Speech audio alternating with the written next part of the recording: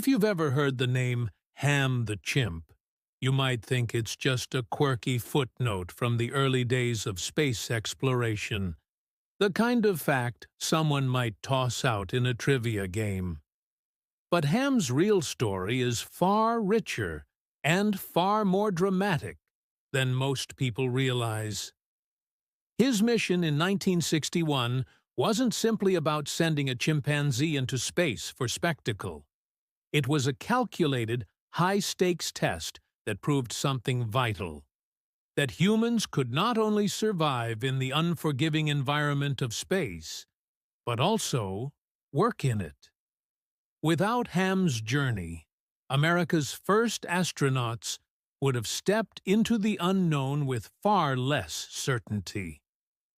The Cold War was at full intensity in the late 1950s and early 1960s.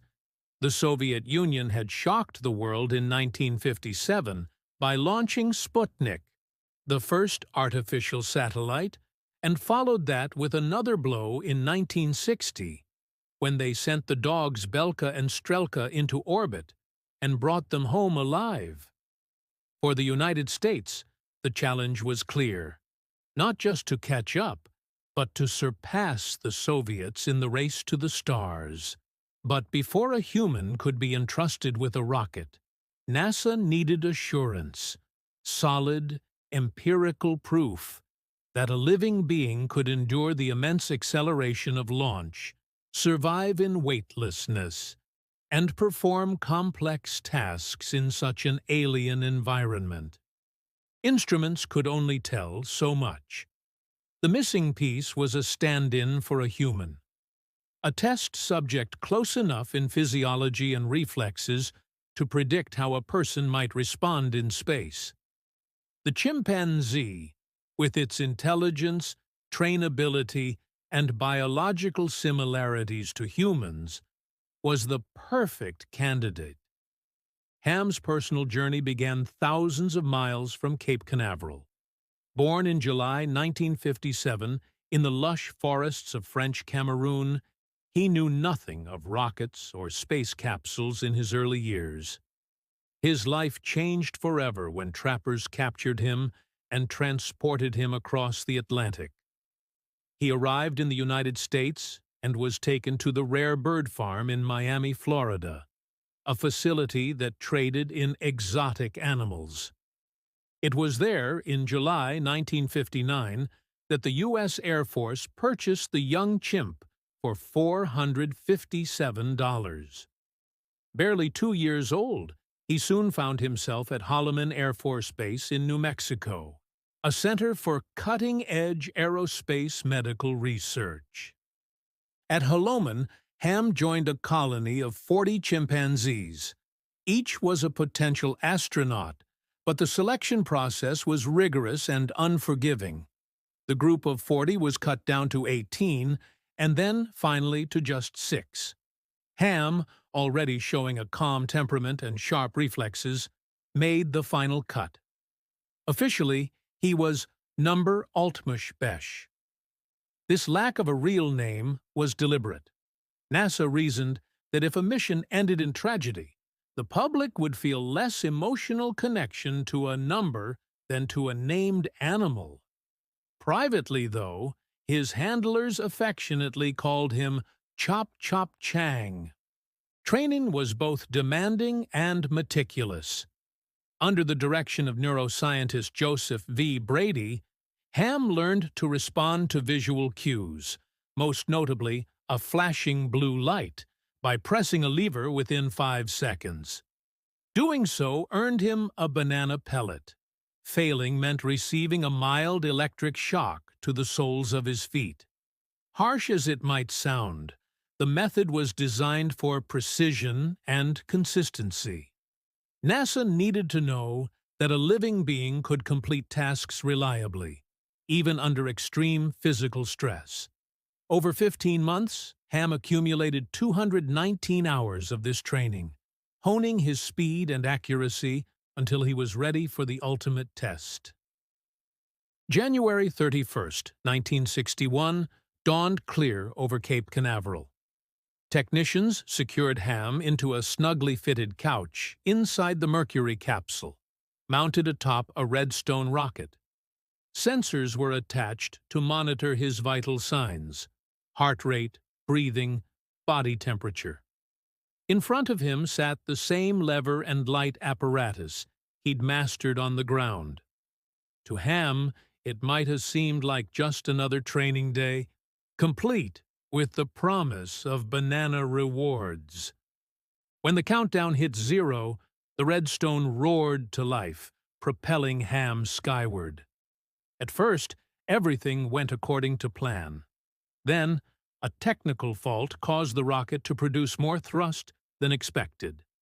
This triggered the emergency escape system, blasting Ham's capsule free from the booster in a violent jolt. The sudden acceleration slammed him with 17 g of force, 17 times Earth's gravity. Even so, Ham kept his focus, pressing the levers as instructed, earning his pellets in space. Re-entry brought new dangers. A malfunction caused his retro rocket pack to jettison prematurely, leading to a hotter and faster descent than planned. Ham endured 14.7 grams of deceleration before his capsule slammed into the Atlantic Ocean. Seawater began leaking inside. Recovery teams raced to locate him, and soon the USS Donner hoisted the capsule aboard.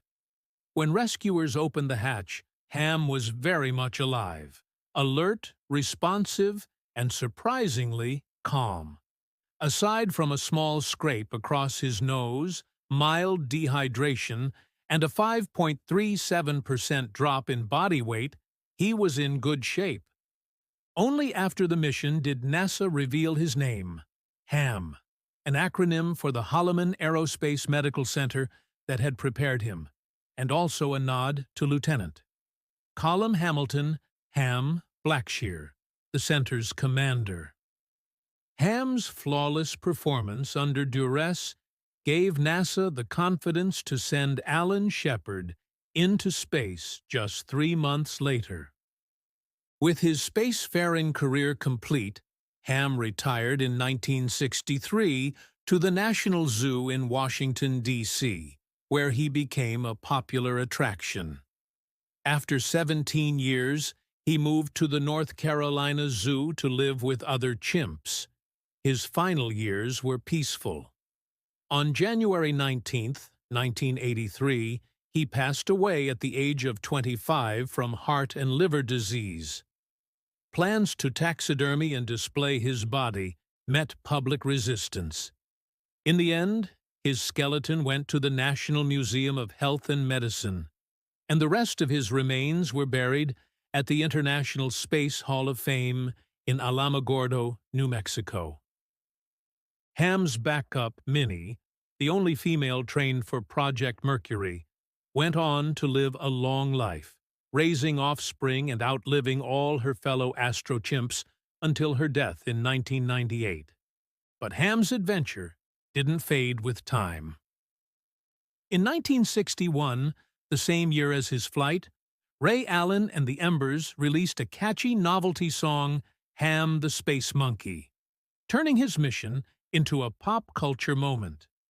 In 1979, author Tom Wolfe immortalized him in The Right Stuff, which inspired both a 1983 film and a 2020 TV series.